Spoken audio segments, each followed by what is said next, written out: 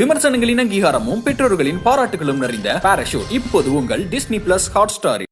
Irregular period என்னதான் பண்றது? உங்க பிரச்சனைகளை கட்டுப்படுத்த லயன் டேட் சிரப் தினமும் 2 ஸ்பூன். இப்போது புதிய அறிமுகம் ஆச்சி ஹோட்டல் சாம்பார் 50 கிராம் ரூபாய் 20 மட்டுமே.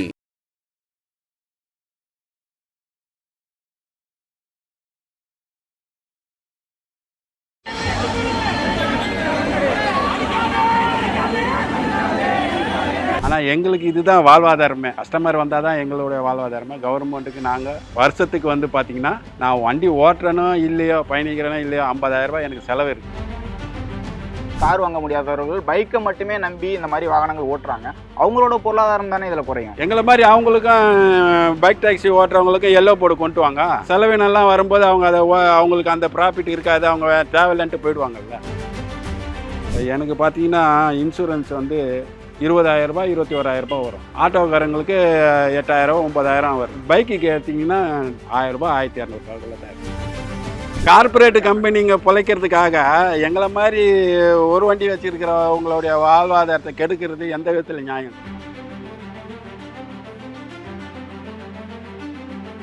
ஐபிசி தமிழ் நேயர்களுக்கு வணக்கம். சென்னையை பொறுத்த வரைக்கும் கார்களில் நம்ம பயணிக்கும் போது டிரைவர்கள்கிட்ட நம்ம அரசியல் பேசுவோம். அந்த மாதிரி அரசியல் பேசும்போது அவங்களோட புரிதல், அரசியல் புரிதல் தாண்டி மக்கள் புரிதல், அவர்களோட பிரச்சனைகளை பேசும்போது அவர்களோட புரிதல் நமக்கு பெரிய அளவில் வியப்பை ஏற்படுத்தும். அந்த மாதிரி ஒரு நபர் தான் வாசு அவர்கள். சமீபத்தில் ஆட்டோ ஓட்டுநர்கள் அதே மாதிரி பைக் டாக்ஸி ஓட்டக்கூடாதுன்னு தடை வேணும் அப்படிங்கிற போராட்டம் நீண்ட காலமாக போயிட்டுருக்கு. ஏன் பைக் டாக்ஸி தடை செய்யணும், அதற்கு ஆதரவாக ஆட்டோ டிரைவர்களுக்கு ஆதரவாக ஏன் கார் டிரைவர்கள் இருக்காங்க அப்படிங்கிறத தான் கேட்க போகிறோம். வணக்கம் சார். வணக்கம் சார். பைக் டாக்ஸிகளை தடை செய்யணும் அப்படிங்கிற போராட்டம் தொடர்ந்து போயிட்டுருக்கு. என்ன காரணத்தினால அதை தடை செய்யணும்னு கேட்குறீங்க சார்? சார், அது மக்களுக்கு முதல்ல பாதுகாப்பு கிடையாது, பயணிக்கிற பயணிக்கும் பாதுகாப்பு கிடையாது. அதில் ரெண்டாவது எங்களுடைய வாழ்வாதாரம் ரொம்ப பாதிக்கப்படுது. எப்படின்னு கேட்டிங்கன்னா, இன்றைக்கி ஐடி செக்டரில் பார்த்திங்கன்னா வேலைக்கு வரவங்க பைக் எடுத்துகிட்டு வராங்க. அவங்களே என்ன பண்ணுறாங்க, வரும்போது அவங்க பேசஞ்சரை ஏற்றிக்கிட்டு வந்துடுறாங்க. திரும்ப போகும்போது வேலையை விட்டு போகும்போதும் பேசஞ்சரை ஏற்றிக்கிட்டு போகிறாங்க. அவங்களுக்கு இது வாழ்வாதாரம் கிடையாது. அவங்களுக்கு வாழ்வாதாரன்றது அவங்க வேலை செய்கிறாங்க. இது வரும்போது போகும்போது அவங்களுக்கான பெட்ரோல் எக்ஸ்பென்ஸுக்காக அவங்க செய்கிறாங்க. ஆனால் எங்களுக்கு இதுதான் வாழ்வாதாரமே. கஸ்டமர் வந்தால் தான் எங்களுடைய வாழ்வாதாரமே. கவர்மெண்ட்டுக்கு நாங்கள் வருஷத்துக்கு பார்த்திங்கன்னா நான் வண்டி ஓட்டுறனோ இல்லையோ பயணிக்கிறேனோ இல்லையோ 50,000 ரூபாய் எனக்கு செலவு இருக்குது. அரசாங்கத்துக்கு எஃப்சி, இன்சூரன்ஸு, இந்த மாதிரியான வாகன பராமரிப்பு, ஆர்டிஓ எல்லா செலவும் நாங்கள் செய்ய வேண்டியிருக்கனால எங்களுக்கு இது ரொம்ப ரொம்ப பாதிப்பு. இது எங்களுடைய ஒர்க்கே பார்த்திங்கன்னா ஐடி செக்டரில் இருக்கிறவங்கள கூட்டு வர்றது கூட்டு போகிறது தான். மெயினாக எங்களுடைய வாழ்வாதாரம் பைக் டாக்ஸியால் பாதிக்கப்படுது சார். இப்போ நீங்கள் குறிப்பிடுறது வேலைக்கு போகிறவங்களே இந்த மாதிரி பைக் டாக்ஸி யூஸ் பண்ணுறாங்கன்னு சொல்கிறீங்க. ஆனால் வேலையாகவே செய்கிறாங்கல்ல நிறைய பேர். டூ வீலர்கள் மட்டுமே வச்சுருக்கக்கூடிய, ஆட்டோ வாங்க முடியாதவர்கள், அதே மாதிரி கார் வாங்க முடியாதவர்கள் பைக்கை மட்டுமே நம்பி இந்த மாதிரி வாகனங்கள் ஓட்டுறாங்க. அவங்களோட பொருளாதாரம் தானே இதில் குறையும். அப்படி இல்லைங்க. இப்போ பார்த்திங்கன்னா பிடிசி டிரான்ஸ்போர்ட்டில் கவர்மெண்ட்டோட இதில் ஓட்டுற டிரைவர்ஸ் கண்டக்டர்ஸே சொல்கிறாங்க என்னன்னா, நாங்கள் வண்டி வாகனத்தை எங்கள் டியூட்டி முடிஞ்ச உடனே எங்களுடைய செலவுக்காக 2 டியூட்டியை ஓட்டிட்டு நாங்கள் பல வேலைகளுக்கு யூஸ் பண்ணிக்கிறோம். இப்போ அவங்க ஒரு 40,000 சம்பளம் வாங்கிட்டு எங்களுடைய இந்த வாழ்வாதாரத்தையும் கெடுத்துட்டு போனால் எப்படிங்க? கவர்மெண்ட்டுக்கு நாங்கள் எல்லாமே டேக்ஸு முதற்கொண்டு எல்லாம் கட்டுறோம், ரோட் டேக்ஸ்லேருந்து எல்லாம் கட்டுறோம். அப்புறம் எங்களுக்கு இதில் என்ன இருக்குது? அவங்களுக்கு என்ன டேக்ஸ் இருக்குது, என்ன இருக்குது? முதல்ல சேஃப்டி கிடையாது. பெண்களும் அதில் பயணிக்கிறாங்க. ஆனால் அவங்க குறைஞ்ச வாடகை இருக்குன்னு பயணிக்கிறதுனால நாளைக்கு ஃபியூச்சரில் நிறைய பிரச்சனைகள் வந்தால் அதையும் அரசாங்கம் தான் பேஸ் பண்ணி. சேஃப்டின்னு சொல்லும் போது அவங்க தரப்புலேருந்து, பைக் டாக்ஸி தரப்புலேருந்து என்ன சொல்கிறாங்கன்னா, காரில் போனால்தான் சேஃப்டி கிடையாது, பெண்களுக்கு சேஃப்டின்னு சொல்லும் போது மற்ற சேஃப்டி விட்டுருங்க. ஒரு விபத்து நடக்குது, அந்த சேஃப்டி விட்டுருங்க. பெண்களுக்கு உறுதி நீங்கள் அப்படி சொல்கிறீங்க. இதற்கு முன்பு ஆட்டோக்காரர்களையும் அப்படி தான் சொன்னாங்க, கார்காரவங்களையும் அப்படி தான் சொன்னாங்க. இப்போ பைக்கு மட்டும் பிரச்சனை நீ ஏன் சொல்கிறீங்க அப்படின்னு கேட்குறாங்க சார். சார், இது இப்போ இன்றைக்கி நான் கார்பரேட் கம்பெனியில் பார்த்தீங்கன்னா என்னுடைய அனைத்து பொறுப்புகளும் இருக்கும். நான் எல்லாமே கரெக்டாக இன்சூரன்ஸில் இருந்து என்னுடைய வாகனத்தை தரச்சான்றிலேருந்து எல்லாம் கரெக்டாக இருந்தால் தான் எனக்கு அந்த நிறுவனத்தில் டியூட்டி கொடுப்பாங்க, அட்டாச்மெண்ட்டே பண்ணுவாங்க. நான் எந்த ஒரு போலீஸ் வெரிஃபிகேஷன் சர்டிஃபிகேட் வாங்கி கொடுக்கணும். நான் இவ்வளவும் வச்சுட்டு இருக்கேன். நான் எப்படி சார் தவறு செய்ய முடியும்? ஏதோ அங்கே ஒன்று இங்கே ஒன்று ஏதோ தவறுதலாக ஏதோ ஒன்று நடந்தாலும் அது அரசாங்க கவனத்துக்கு உடனடியாக போலீஸ்காரங்க பிடிச்சி இது பண்ணுறாங்க. ஆனால் இது அப்படி கிடையாதுங்களே. இதுக்கும் என்ன சொல்லுவாங்க, அவங்க ஆர்சி எல்லாம் வாங்கினான்னு இன்றைக்கி உங்கள் ஃப்ரெண்டு பைக்கை எடுத்துகிட்டு இன்னும் ஒரு 4 பேர் வருவாங்க, அதே மாதிரி பண்ணிட்டு போனாலும் என்ன பண்ண முடியும்? இப்போ இந்தியாவை பொறுத்த வரைக்கும் ஒரு 150 நகரங்களில் வந்து இந்த பைக் டாக்ஸி வந்து அனுமதிக்கப்பட்டிருக்கு. தமிழ்நாட்டை பொறுத்த வரைக்குமே ஒரு 4 நகரங்களில் வந்து ஓட்டுறாங்க. இருந்தாலும் எல்லா இடங்கள்லையும் அனுமதி கொடுத்துக்கிட்டு தான் இருக்காங்க. இப்போ பஞ்சாபாக இருக்கட்டும், ஹரியானாவாக இருக்கட்டும், அங்கெல்லாம் அரசே அனுமதி கொடுக்குது. அந்த மாதிரி தான் அனுமதி கேட்குறோம். ஆனால் நீங்கள் ஓட்டவே கூடாதுன்னு தடை செய்யணும்னு கேட்குறது எப்படி நியாயம்ட்டு பைக் டாக்ஸி ஓட்டுறவங்க கேட்குறாங்க சார். இப்போ எங்களை மாதிரி அவங்களுக்கும் பைக் டாக்ஸி ஓட்டுறவங்களுக்கும் எல்லோ போர்டு கொண்டு வாங்க.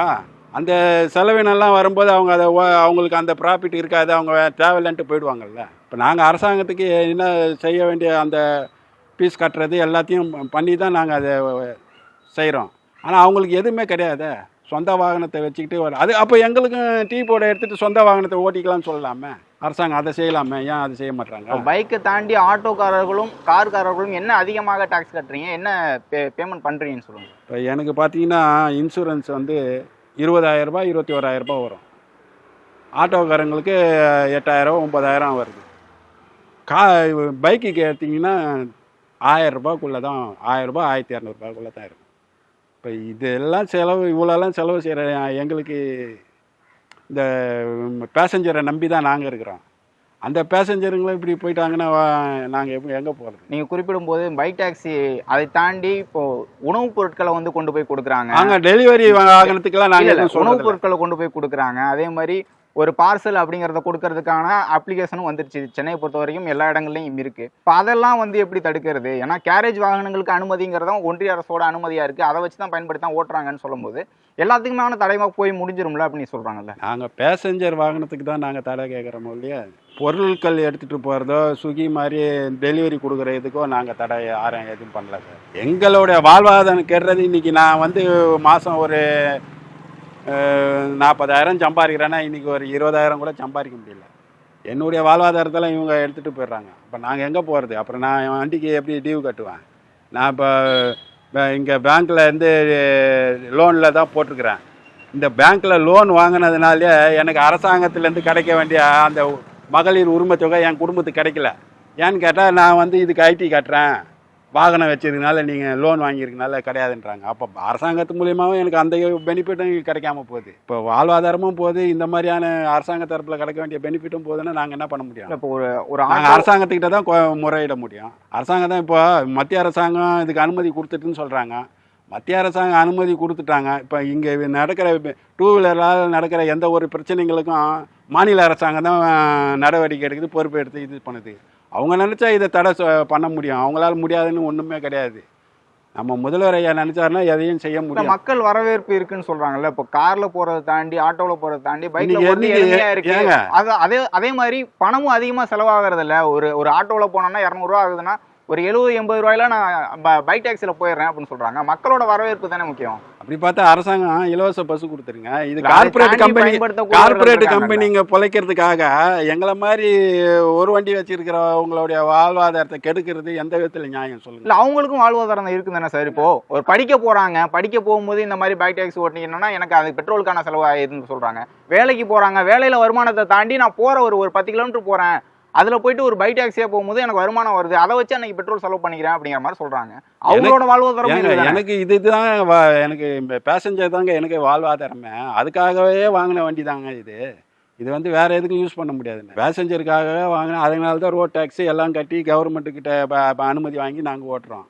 இப்போ எங்களுக்கு எங்களுடைய வாழ்வாதாரத்தை நீ இன்னொருத்தருக்கு கொடுக்கறதுக்கு எந்த விதத்தில் நியாயம் சொல்லுங்க? இல்லை அப்படி எடுத்துக்க முடியுமா? முதல்ல வந்து கை ரிக்ஷா எடுத்தாங்க, அதுக்கப்புறம் சைக்கிள் ரிக்ஷா வந்துச்சு, அப்புறம் ஆட்டோ வந்துச்சு, அதுக்கப்புறம் காரு, இப்படி அடுத்தடுத்த கட்டமாக வளரும் போது இன்னொரு வளர்ச்சியாக தானே இந்த பைக் டாக்ஸியை பார்க்க முடியும். எங்களுக்கு வாழ்வாதாரத்தை கொடுங்க கவர்மெண்ட்டு. எங்களுடைய வாழ்வாதாரம் பாதிக்கப்படுதுன்னா நாங்கள் யார்கிட்ட முறையிட முடியும்? அரசாங்கத்துக்கிட்ட தான் முறையிட முடியும். நம்பி இருக்கிற கஸ்டமர்கள் எங்கள் பக்கம் வரலன்னா எங்கள் குடும்பம் பாதிக்கப்படும். லட்சக்கணக்கான குடும்பம் பாதிக்கப்படுது. நீங்கள் இன்றைக்கி புதுசாக வந்த பைக் டாக்ஸிக்கு ஆதரவாக கார்பரேட்டுங்க இருக்கிறதுனால அவங்களுக்கு ஆதரவாக அரசாங்கங்கள் செயல்பட்டால் இத்தனை வருஷமாக இருக்கிற குடும்பங்களோட வாழ்வாதாரம் யார் காப்பாற்றுறது? இதையே நம்பி இருக்கிறாங்களே, அவங்களோட வாழ்வாதாரம் யார் கொடுக்கும்? இப்போ ஆன்லைனில் மாறுது இல்லை. இதுக்கு முன்னாடி வந்து போயிட்டு நேரடியாக மக்கள் வந்து பார்ப்பாங்க, இல்லைனா நீங்கள் மக்களை போய் கூப்பிட்டு ஆட்டோ வேணுமா கார் வேணுமான்னு கேட்பீங்க. இப்போ ஆன்லைனில் மாறும்போது அது வருமானம் அதிகமாக இருக்கா இல்லை குறைஞ்சிருக்கா சார்? ஓலா ஊபர் அந்த மாதிரி அப்ளிகேஷன் வரும்போது வருமானம் அதிகமாக இருக்கா இல்லை குறைஞ்சிருக்கா? ஆன்லைனில் பார்த்தீங்கன்னா செயலி மூலியமாக நான் பக்கத்து வீட்டில் இருந்தால் கூட என்னை அந்த வீட்டுக்கு கஸ்டமராக இருக்கிறவங்க நம்மளை கூப்பிட்றதில்ல. ஏன்னா செயலி இருக்கிறதுனால அது மூலயமா எங்கே கம்மியாக இருக்குதோ அதை பார்த்து அவங்க பயணிக்கிறாங்க. அதனால அது வரவேற்கத்தக்கது தானே. எனக்கும் வந்து அதனால 4 கஸ்டமர் வேறு இடத்துல இருக்கிறவங்க கூப்பிடவும் செய்கிறாங்க, நானும் போகிறேன். ஓலா ஊபர்னால எனக்கும் டியூட்டி இது மூலிமா கிடைக்குது, அதனால் நான் பயன் அடைகிறேன். இல்லைன்னு சொல்ல, ஓலா ஊபரால் பயன் அடைகிறோம். ஆனால் ரேட்டு ஒரு ஃபிக்ஸட் இல்லை. இந்த மாதிரி ரேட் எந்த மாதிரி சார் இருக்கும்? பைக் டாக்ஸிகள் வந்ததுனால என்ன ஆயிடுச்சுன்னா எங்களுக்கு ஒரு ஃபிக்ஸட் ரேட்டே இல்லை. இது வரைக்கும் டிமாண்ட் அதிகமாக இருக்கும்போது அதிகமான ரேட்டுங்க கொஞ்சம் எங்களுக்கான ஒரு ரேட்டு கிடச்சிட்டு இருந்தது. இப்போ பைக் டாக்ஸி வந்ததுனால டிமாண்ட் இல்லாதனால சுத்தமாக எங்களோட 10 ரூபா 12 ரூபாய் கிலோமீட்டர் கொடுத்தா இந்த வண்டிக்கு எப்படி நான் டியூ கட்ட முடியும்? என் குடும்பத்தை காப்பாற்றணும், எல்லாத்தையும் பார்க்கணும். இல்லை, இதுக்கு முன்னாடி எந்த மாதிரி இருக்கும்? இப்போ ஒரு 10 கிலோமீட்டர் போகிறோம் அப்படிங்கும் போது நீங்கள் ஒரு ஃபிக்ஸ் பண்ணுவீங்கல்ல, அந்த தொகைக்கும் இப்போ இருக்க தொகைக்குமான வித்தியாசம் எந்த மாதிரி இருக்குது? முன்னாடி பார்த்தீங்கன்னா ஒரு 10 கிலோமீட்டர் போனோம்னா ஒரு 250 ரூபா கொடுத்துட்டு இருந்தாங்க. ஆனால் இப்போ பார்த்தீங்கன்னா அது 150 ரூபா 200 ரூபா நேரத்துக்கு தகுந்த மாதிரி மாறுது. அதே நிறுவனம் தான் இப்போ அந்த ரேட்டில் கொடுக்குறான். அதுக்கு முன்னாடி 250 ரூபா கொடுத்துட்டு இருந்தான். இதெல்லாம் வந்த பிறகு 150 ரூபா 200 ரூபாய் ரேஞ்சுக்கு போயிட்டாங்க. மக்கள்கிட்ட நம்ம சொன்னாலும் அதில் என்ன காட்டுதோ அதான் நான் கொடுக்க முடியணும். அவங்கள நம்ம எதுவும் கேட்க முடியாது. இவங்களை கேட்டால் கார்ப்பரேட் நிறுவனத்தை கேட்டால் என்ன சொல்கிறாங்க, டிமாண்ட் இருந்தால் உங்களுக்கு ரேட் ரேஸ் ஆகும், கேட்டால் கம்ப்யூட்டரில் ஆட்டோமேட்டிக்காக இதாகுன்றாங்க. எங்களுக்கு ஒரு நிரந்தர வருமானமே இல்லாமல் நாங்கள் என்ன பண்ண முடியும்? இல்லை, இப்போ ஆட்டோ ஓட்டுநர்களாக இருக்கட்டும், காராக இருக்கட்டும், ஆட்டோவுக்கு பார்த்தீங்கன்னா அதிகமாக கேட்குறாங்க. ஒரு 200 ரூபான்னா 300 ரூபா கொடுங்க, அப்போ தான் போக முடியும் அப்படின்னு மாதிரி சொல்கிறாங்க. அதனால நாங்கள் ஆன்லைன் போகிறோம் அப்படின்னு மக்கள் சொல்கிறாங்க சார். அந்த ஆன்லைன்லேயே தான் உங்களுக்கு சரியான ரேட்டு கொடுத்தா நாங்கள் ஏன் கேட்க போகிறோம் அவங்கக்கிட்ட? சில கஸ்டமர்கள் ரெகுலராக போகிறவங்க என்ன திரும்ப சொல்கிறாங்க, நம்ம ஃபோன் பண்ணோடனே தம்பி வாங்க 50 ரூபாய் எக்ஸ்ட்ரா நான் தரேன். ஏன்னா அவங்களுக்கு ரெகுலராக போன ரேட்டு தெரியும், இதுக்கு முன்னாடி போனதெல்லாம். அதனால் இப்போ அவங்களுக்கு கம்மியாக வந்திருக்குன்னு அவங்களுக்கே தெரிஞ்சு வாங்கன்றாங்க. சிலர் கம்மியாக எதிர்பார்க்குறவங்க அதை விரும்ப மாட்டாங்க. ஆனால் என்ன காட்டுதா தான் கொடுப்பேன்னுவாங்க. அவங்கக்கிட்ட தான் சில எக்ஸ்ட்ரா கேட்க தான் செய்கிறாங்க, இல்லைன்னு சொல்ல வரல. அவங்களுக்கு கட்டுப்படி ஆனால் கேட்க போகிறதில்ல, கட்டுப்படி ஆகாதனால தான் கேட்குறாங்க. இல்லை வரலாமான்னு கேன்சல் பண்ணி விட்டுறாங்க, அவ்வளோதான், வேறு ஒன்றும் கிடையாது. இப்போ ஆன்லைன் அப்ளிகேஷன் இருக்குது, அதை வச்சு தான் இப்போ ஓட்டிக்கிட்டு இருக்காங்க. அதை எப்படி நெறிப்படுத்தணும்னு சொல்கிறீங்க? இப்போ அரசுக்கு வந்து இவ்வளோ தான் ஃபிக்ஸ் பண்ணணும்னு சொல்ல கோரிக்கை அரசாங்கம் ஒரு ரேட்டு இந்த எந்தெந்த காருக்கு, செடான் காரோ மினி காரோ ஆட்டோவுக்கு எப்படி ரேட்டு நிர்ணயிச்சு அரசாங்கம் கொடுத்துருக்கோ அந்த மாதிரி கால் டாக்ஸிங்களுக்கு ரேட் ஃபிக்ஸ் பண்ணி கொடுத்துட்டாங்கன்னா இந்த பிரச்சனையெல்லாம் எதுவுமே இருக்காது. ரொம்ப புண்ணியமாக போவோம் நம்ம அரசாங்கத்துக்கு. இல்லை அரசாங்கமே ஒரு செயலியை கொண்டு வரலாம். அரசாங்கம் இப்போ கேரளா கவர்மெண்ட்டு நடைமுறைப்படுத்திருக்காங்க, நம்ம தமிழ்நாடு கவர்மெண்ட்டு அதை நடைமுறைப்படுத்தினாங்கன்னா எங்களுக்கு ரொம்ப கோடி புண்ணியமாக இருக்கும். அரசாங்கம் செய்யும்போது அதில் வந்து சரியாக இருக்காது அப்படிங்கிற இன்னொரு பிரச்சனை வரும் சார். ஒரு தனியார் நடத்தும் போது அரசாங்கத்தால் நடத்த முடியாத ஒரு இதாக சார் அது. தனியார் 3 கம்பெனி நடத்த, ராபிடோ, ஓலா, ஊபர்லாம் நடத்தும் போது இதுக்குன்னு ஒரு அதிகாரியை போட்டால் நம்ம தனியார் எடுத்துகிட்டு போகிற ரெவென்யூ அரசாங்கத்துக்கு போகுது. நாங்கள் ஏன் அவங்ககிட்ட 20% கமிஷன் கொடு, எங்களுக்கு 5% கமிஷனில் அரசாங்கமே கொடுத்துட்டு போகிறோம். அதன் பிறகு எல்லாத்தையும் கட்டுப்படுத்துறீங்கன்னு கேட்க மாட்டீங்களா? ஆட்டோக்காரர் வந்து அவங்க தனியாக ஒரு வாகனத்தை எடுத்து நாங்கள் போகிறோம், நாங்கள் ஒரு வருமானத்தை ஃபிக்ஸ் பண்ணுறோம், நீங்கள் வந்து கவர்மெண்ட் ஃபிக்ஸ் பண்ணிங்கன்னா எப்படி ஓட்ட முடியும்னு கேட்க மாட்டாங்க. அரசாங்கம் வந்து ரேட் ஃபிக்ஸ் பண்ண பிறகு டீசல் விலைக்கு தகுந்த மாதிரி அவங்க ஒரு 3 வருஷத்துக்கு நான் ஒரு எப்பப்போ ஏறும்போது அவங்க தான் அதை உயர்த்தி கொடுக்க போகிறாங்க. அதுக்கான இதெல்லாம் அவங்க பண்ண போகிறாங்க. நாங்கள் ஏன் அதில் போகிறோம்? எங்களுக்கு அரசாங்கமே நல்லபடியாக ஒரு நிரந்தர. பொங்கல் தீபாவளி நேரங்களில் வந்து ஓம்னி பேருந்துகள் இருக்கு, அது மாதிரிலாம் எங்கள் இதில் கிடையாது சார். அது தனியார் அதுதான், அது தனியார் இருக்கு. அரசு சொல்லும்ல இவ்வளோதான் ஃபிக்ஸ் பண்ணணும் அப்படின்னு சொல்லும்ல. அதிலே ஒரு மோதல் போக்கு இருக்கு, தனியாருக்கும் அரசுக்கும் மோதல் போக்கு இருக்கு, வண்டி வாகனங்கள் வச்சிருக்கவங்களுக்கும் அரசுக்கும் ஒரு மோதல் இருக்கு. அந்த மாதிரி நீங்க எல்லாத்தையுமே கவர்மெண்ட் ஆகிட்டா அதில் ஒரு சிக்கல் வரும் தானே? அரசாங்கத்தை மீறி நம்மளால செயல்பட முடியுமா சார்? அரசாங்கம் என்ன நிர்ணயிக்கிறாங்களோ அதை தான் நம்ம கட்டுப்படுத்தணும். இப்போ தனியார் ஓம்னி பஸ் அதிகமாக வாங்கினா எத்தனை பஸ்ஸை பிடிச்சி ஃபைன் போட்டாங்க? அவங்க மறைமுகமாக வாங்கினாலும் கண்டுபிடிக்கப்பட்டு அரசாங்கம் ஃபைன் போட்டதில்லை.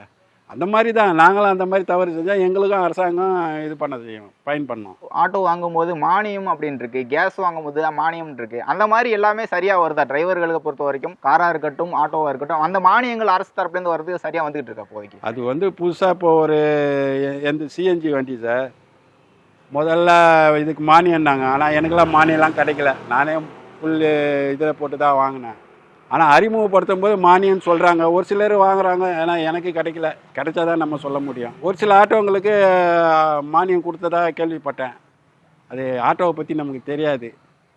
அதனால் தெரியாததை தெரிஞ்ச மாதிரி சொல்லக்கூடாது. இப்போ அரசு அலுவலகங்கள் போவாங்க, டிரைவர்களை பொறுத்த வரைக்கும் அரசு அலுவலகங்களில் ஒரு சர்டிஃபிகேட் வாங்குறதா இருக்கட்டும், நிறைய போய் கோரிக்கையை வைக்கும் போதா இருக்கட்டும், என்ன சிக்கல்கள்லாம் சந்திக்கிறீங்க சார் டிரைவர்களை பொறுத்த வரைக்கும்? நாங்கள் வந்து எங்கள் கோரிக்கைகளை போயிட்டு அங்கே கொடுக்குறோம் அரசு அதிகாரிகிட்ட. நாங்கள் பார்த்து பரிசீலனை பண்ணுறேன்னு சொல்கிறாங்க.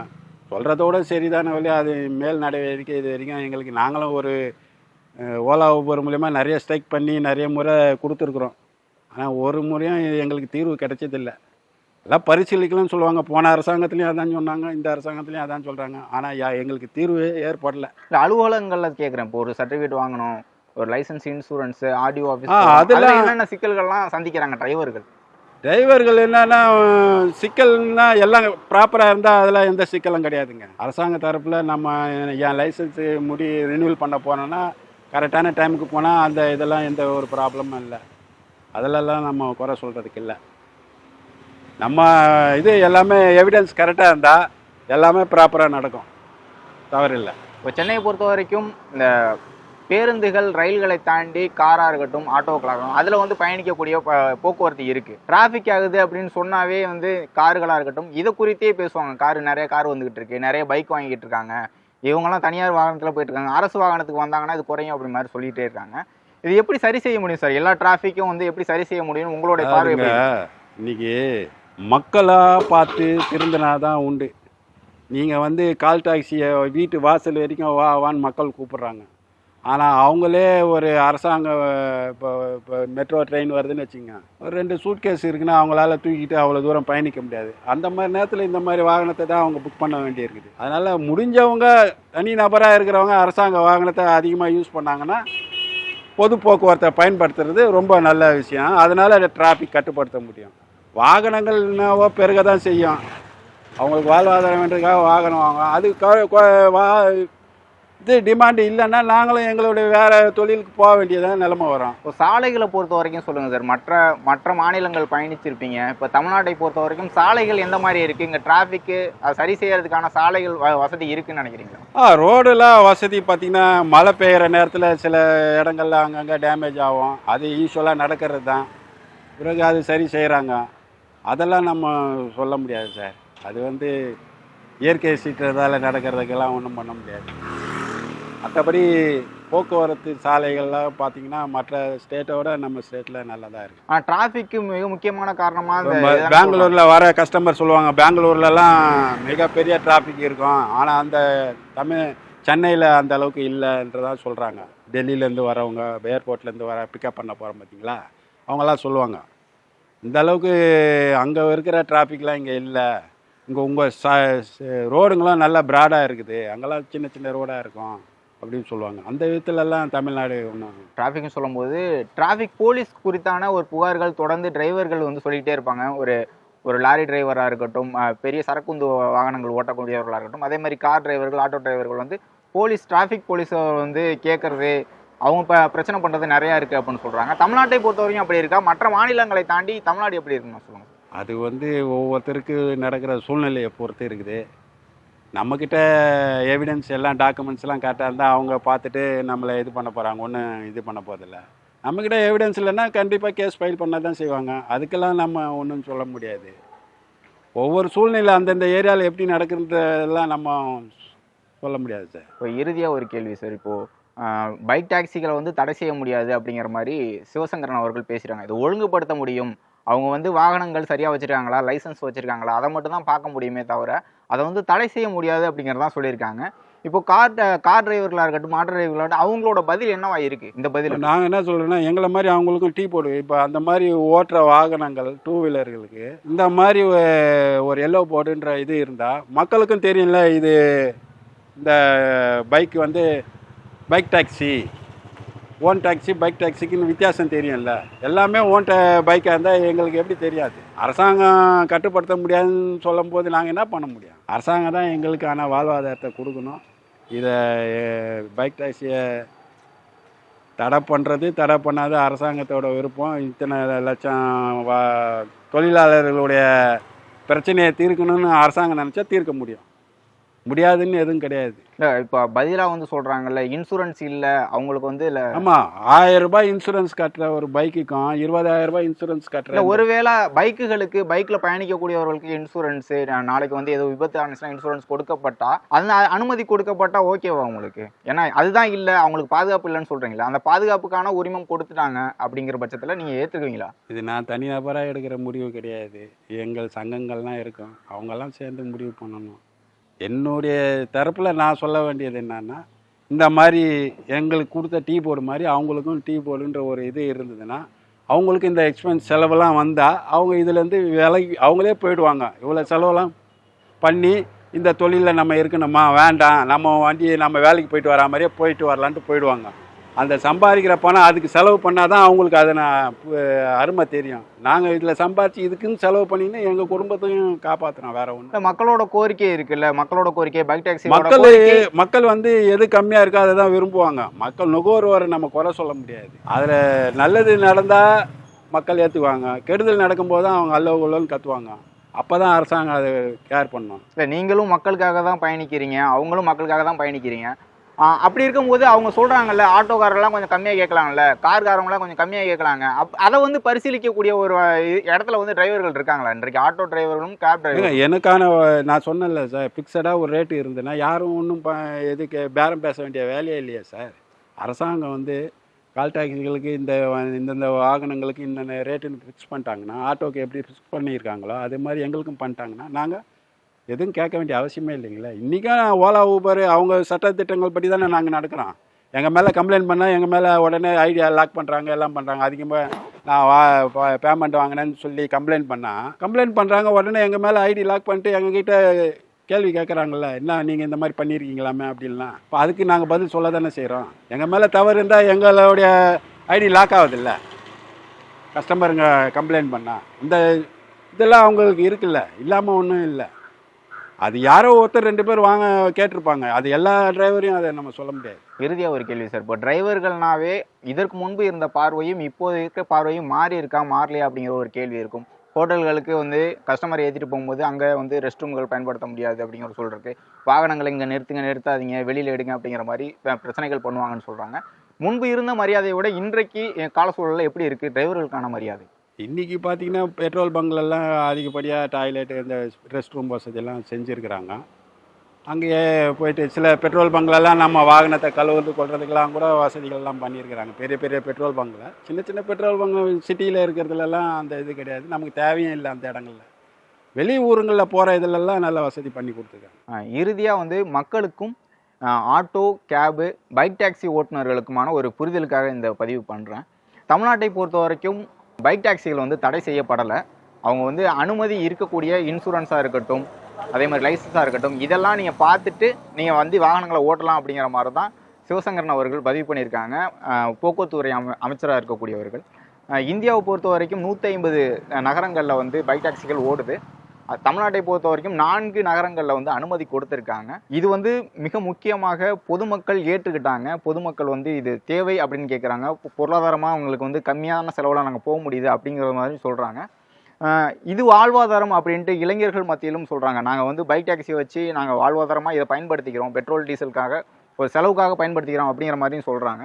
தமிழ்நாட்டை பொறுத்த வரைக்கும் இந்த வாகனங்கள் ஓட்டலாம், இன்சூரன்ஸ் இருக்கணும், லைசன்ஸ் இருக்கணும், பாதுகாப்பு குறித்து ஆட்டோ ஓட்டுநர்களும் கேப் டிரைவர்களும் சொல்லக்கூடிய விஷயங்கள் தான் இருக்குது. நீங்கள் வந்து ஒரு விபத்தில் சிக்கினா வந்து ஒரு இன்சூரன்ஸாக கிளைம் பண்ண முடியாது, ஒரு பாதுகாப்பு இல்லை அப்படிங்கிறது இருக்குது. அதையெல்லாம் சரி செய்யணும் அப்படின்ட்டு ஒன்றிய அரசுகிட்ட நாங்கள் கேட்டுக்கிட்டு இருக்கோம். அதை சரி செய்வோம் அப்படிங்கிறது தான் மாநில அரசோட பதிலாகவும் இருக்குது. பைக் டாக்ஸியாக இருக்கட்டும், காராக இருக்கட்டும், ஆட்டோவாக இருக்கட்டும், எல்லா நபர்களோட வாழ்வாதாரம் முன்னேற்றணும் அப்படிங்கிறது மக்களோட மனநிலையாக இருக்குது. அரசு அதற்கான நடவடிக்கை எடுக்கணும்னு தான் எல்லாரோடைய கோரிக்கையாகவும் இருக்குது. இவ்வளவு நேரம் உங்களுடைய நேரத்தை ஒதுக்கி உங்களுடைய கருத்துக்களை தெரிவித்ததுக்கு மிக்க நன்றி சார். விமர்சனங்களின் அங்கீகாரமும் பெற்றோர்களின் பாராட்டுகளும் நிறைந்த பாராஷூட் இப்போது உங்கள் டிஸ்னி பிளஸ் ஹாட்ஸ்டாரில். இர்ரெகுலர் பீரியட் என்னதான் பண்றது? உங்க பிரச்சனைகளை கட்டுப்படுத்த லயன் டேட் சிரப் தினமும் 2 ஸ்பூன். இப்போது புதிய அறிமுகம் ஆச்சி ஹோட்டல் சாம்பார் 50 கிராம் ரூபாய் 20 மட்டுமே.